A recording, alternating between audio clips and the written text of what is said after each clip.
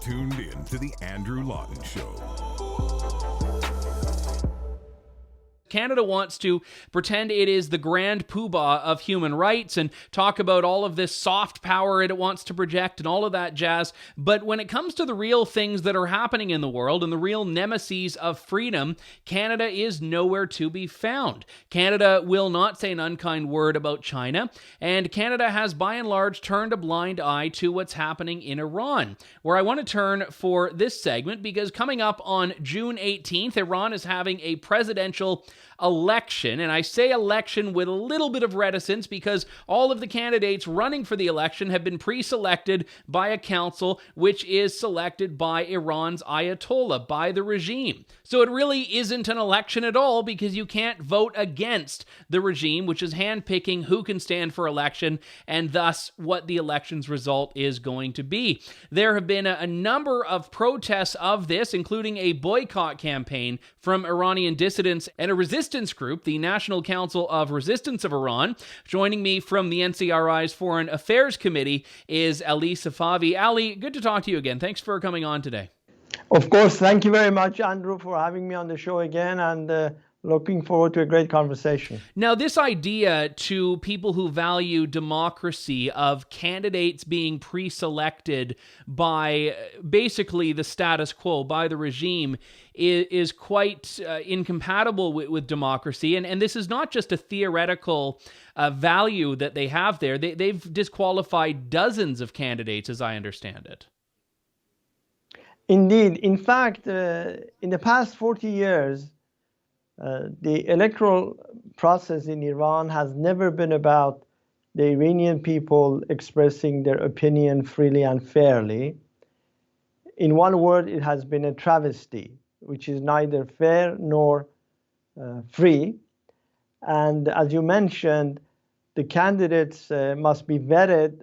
Interestingly, the body that does the vetting is a 12-member body called the Guardian Council, 6 of whose members are appointed directly by the regime supreme leader Ali Khamenei, and the other 6 are appointed by the judiciary chief, who is himself appointed by Ali Khamenei. So in effect, he is appointed all 12 members, and indeed, for anybody to pass if you will, reality check test for the Guardian Council, they must prove their heartfelt allegiance and practical obedience to the supreme leader and the principle of absolute clerical rule.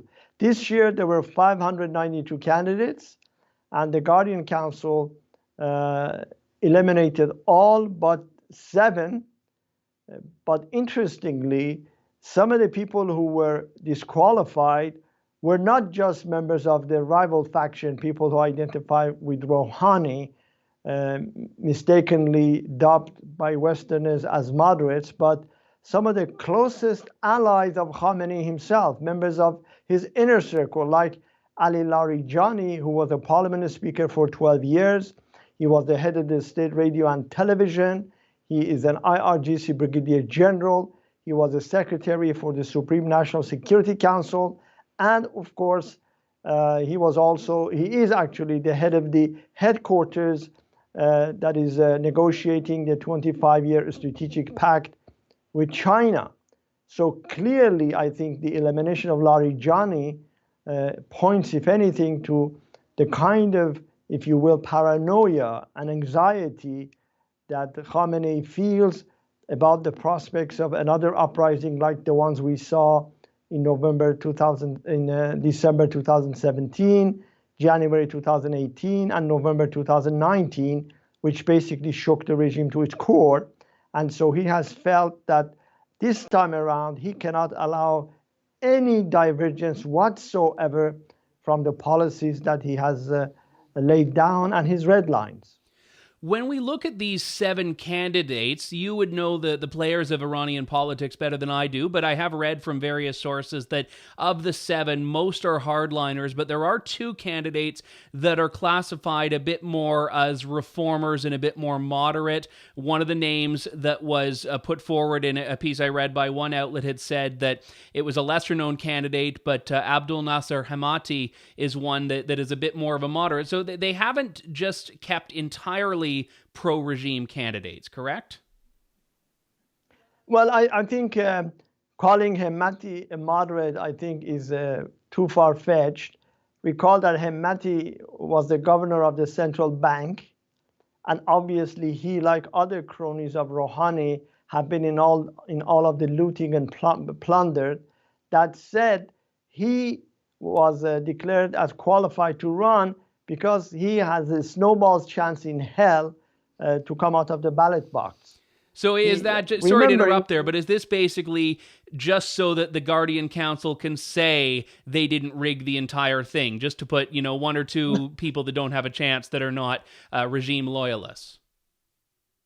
Well, he is a regime loyalist because remember that everyone within this regime over the past 40 years, whether some people want to call them moderates or want to call them hardliners, when it comes to strategic policies of this regime, namely domestic suppression, export of terrorism, the ballistic missile program, the nuclear weapons program, meddling in the internal affairs of regional countries, they are all on board. If there is any difference is in terms of some of the tactics. But when it comes to people like Hemati, remember the elections in Iran, if you want to call them elections, are determined not by what comes out of the ballot box, but it is the result of the internal balance of power. And so as such, when you have somebody like Ebrahim Raisi, who is currently the judiciary chief. And he's the favorite, the most likely winner? He's the preferred candidate, and Larijani was eliminated to ensure that Raisi will come out of the ballot box. And remember that this man is a mass murderer par excellence. Since he was 19, he became the prosecutor in the province of Hamadan, Western Iran. He has no formal academic education. He has no formal even religious education. And for 41 years, all that he has done has been issue death sentences. I spoke to a former political prisoner, a woman who spent 6 years in Hamadan prison, and she told me that Raisi was her torturer, and she was 9 months pregnant, and she ran by me like dozens of names of her cellmates that Raisi sent to the gallows. And also, worse than that, when Khomeini issued a fatwa to liquidate all political dissidents, particularly the members of the Mujahideen Khalqi MEK in 1988, Raisi was the key member of a death commission that sent 30,000 political prisoners who were already serving time. None had been sentenced to death. They pulled them before kangaroo courts, and they asked him a question: what is your affiliation? And if they said MEK, they would be sent to hang. And Raisi oversaw that quite diligently, 24 hours a day, such that in a matter of 2-3 months, they wiped out all dissidents within the prisons of Iran. So he is known in Iran, by the way, as the henchman of 1988. And there's a hashtag that has gone viral by Iranians both inside Iran and outside of Iran. So clearly, I want to say that this is not really an election, and by bringing Raisi out of the ballot box, in some respects, Khamenei has shown the way he wants to move forward when it comes to domestic issues and, of course, with regards to regional issues and international issues. Well, let's talk about those, because I know internally, domestically, the Ayatollah needs to consolidate and maintain power. I know you and I have spoken in the past about how some of that power may be weakening, but globally, Iran cannot put forward the Ayatollah as its face. And you know, the Iranian regime right now wants the Iran deal with the United States restored. They want more credibility on the foreign stage. They want sanctions lifted. All of these factors are not possible if they have someone who is seen as the Ayatollah's puppet. So how does this kind of manifest? How do they brand the next president to the world to start looking like they are a bit more reform-minded, even if they aren't? Well, for the regime, I must say, in the past 42 years, the number one priority, the number one concern has been the domestic scene. And they have said this many, many times, that the existential threat to the survival of this decadent and medieval regime comes not from the United States, nor from any other country abroad, but it's domestic. Why? Because the mullahs, first of all, they usurped the leadership of a popular revolution. Second, all that they have done in the past 42 years is to murder, to imprison, to torture, to loot, to plunder, to incite violence across Iran's borders, and to blackmail and bully the international community.